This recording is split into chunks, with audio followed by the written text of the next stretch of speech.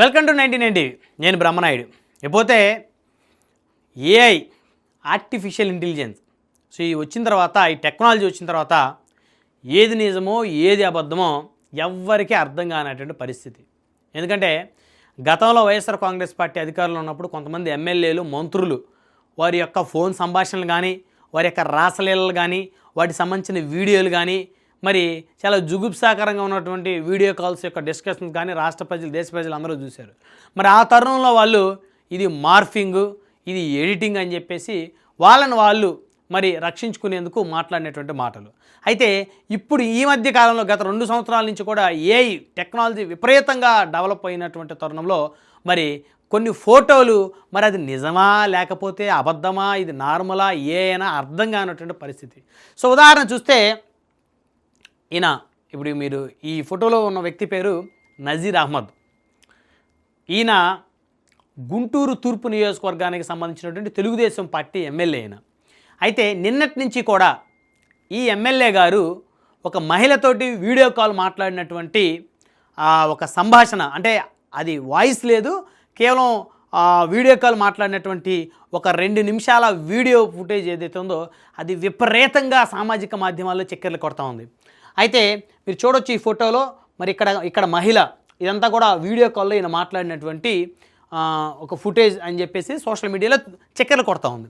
So ఇక్కడ సాధారణంగా మనం ఎవరికైనా వీడియో కాల్ చేస్తే సో వారి యొక్క ఫుటేజ్ చిన్నగా ఉంటుంది, సో మన ఫుటేజ్ పెద్దగా ఉంటుంది, లేదా వాళ్ళ ఫుటేజ్ పెద్దగా పెట్టుకోవచ్చు, మన ఫుటేజ్ చిన్నగా పెట్టుకోవచ్చు. ఇది అందరికీ తెలిసిన అంశమే.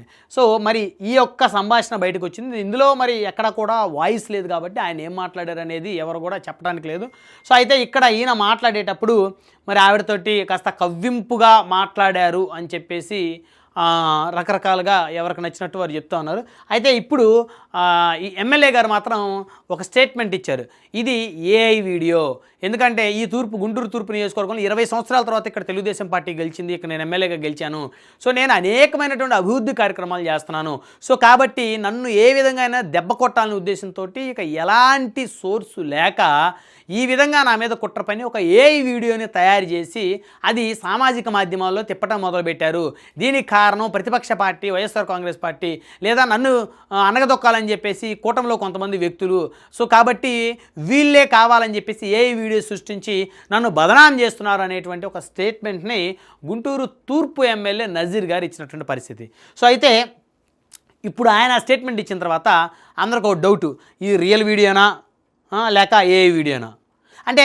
సాధారణంగా ఇప్పుడు ఏఐ వచ్చిన తర్వాత, ఏఐ టెక్నాలజీ వచ్చిన తర్వాత ఫోటోలు మార్ఫింగ్లు విస్తృతంగా చేయొచ్చు.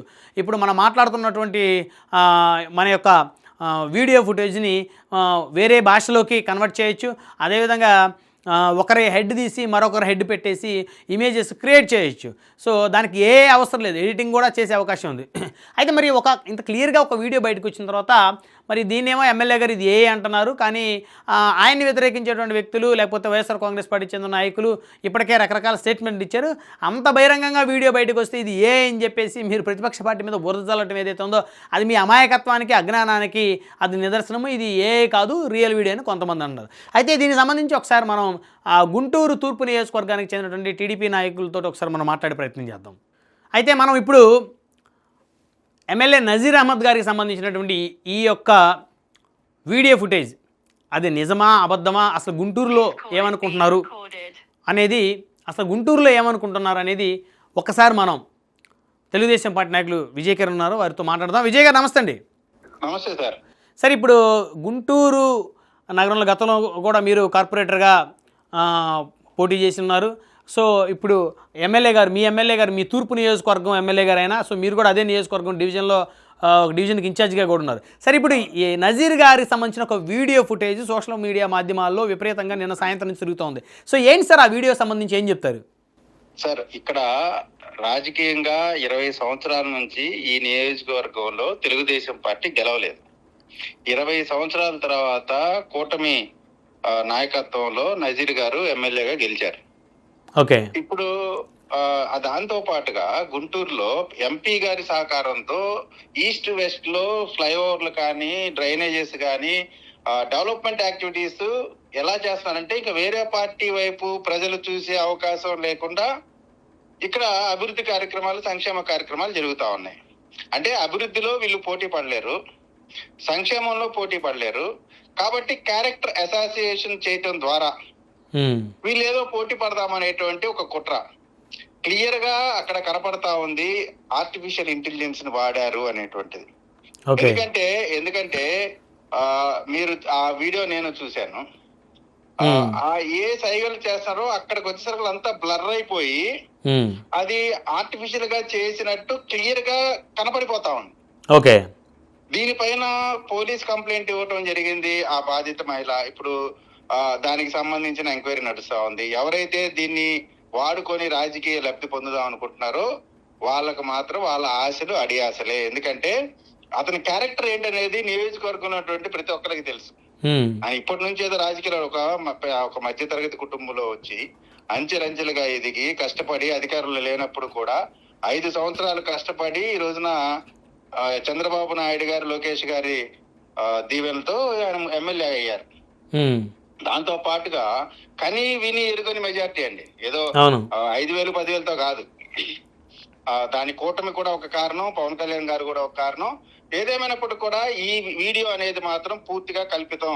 నేను అనుకుంటా ఉన్నాను ఒక్క నజీర్ గారితో ఈ వీడియో మార్ఫింగ్ వ్యవహారం ఆగిద్ది అనుకోవట్లా. రాష్ట్రంలో అనేక మంది పైన ఇటువంటి కుట్రలు చేయడానికి అనేకమైనటువంటి ప్రణాళికలు రూపొందిస్తా ఉన్నారు. ఎవరు రూపొందిస్తున్నారు?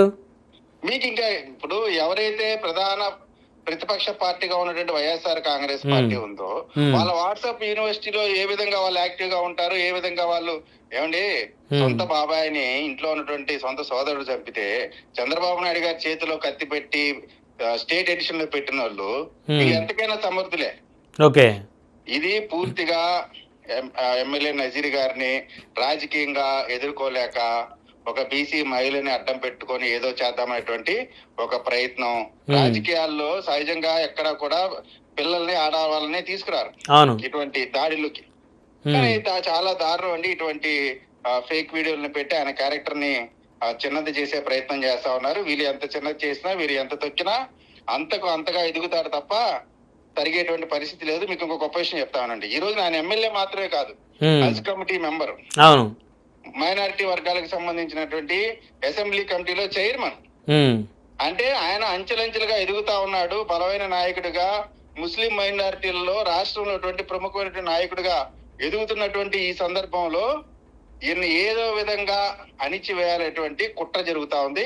ఈ కుట్రని టెక్నాలజీ వాడి ఏదైతే చేశారో వాళ్ళని ఖచ్చితంగా చట్టం ముందు, ప్రజల ముందు దోషులుగా నిలబెడతాం తప్ప నజీర్ గారు దోషికి మాత్రం అయ్యేటువంటి అవకాశం లేదు. ఒకటి. రెండోది, మా పార్టీకి సంబంధించిన మా ఎమ్మెల్యే అయినా, మంత్రి అయినా, సామాన్య కార్యకర్త అయినా సరే ఏ తప్పు చేసిన వాడిని వెనకేసుకొచ్చేటువంటి పరిస్థితి లేదు. తప్పు చేసిన వాళ్ళని ఖచ్చితంగా మా పార్టీ శిక్షిస్తుంది, పార్టీ పరంగా చర్యలు తీసుకుంటది. మీరు చూశారు ఆ కిరణ్ అనేటువంటి వ్యక్తి వైఎస్ జగన్మోహన్ రెడ్డి గారి భార్య పైన చేసినటువంటి వ్యాఖ్యలకి ఇమీడియట్ గా కేసు పెట్టి జైలుకి పంపించినటువంటి పరిస్థితి. కాబట్టి తమ్ముడు తనవాడైనా ధర్మం పాటించేటువంటి పార్టీ తెలుగుదేశం పార్టీ. సో అయితే విజయ్ గారు, ఇప్పుడు నజీర్ అహ్మద్ గారికి సంబంధించిన ఆ వీడియో ఏదైతే బయటకు వచ్చిందో ఆ వీడియోలో మాట్లాడుతున్న బాధిత, ఆ వీడియోలో ఉన్నటువంటి మహిళ పోలీస్ స్టేషన్ కంప్లైంట్ చేసింది. అది వారు మాట్లాడింది కాదు, అది ఆర్టిఫిషియల్ ఏ వీడియో అని. అవునా మీరు అనేది? అవునండి. ఓకే, ఖచ్చితంగా దీంట్లో ఇది కుట్ర మాత్రమే. దీంట్లో ఎమ్మెల్యే గారు కానీ ఆ మహిళ గారు కానీ పూర్తిగా తయారు చేసినటువంటి ఏ వీడియో అనేటువంటిది స్పష్టంగా అర్థమవుతుంది. అది చూసిన ప్రతి ఒక్కరు కూడా అదే చెప్తా ఉన్నారు. ఆయనకు ఉన్నటువంటి క్రెడిబిలిటీ ఏంటో ప్రజలందరికీ తెలుసు. ఇది పూర్తిగా కల్పితమైనటువంటి కథ.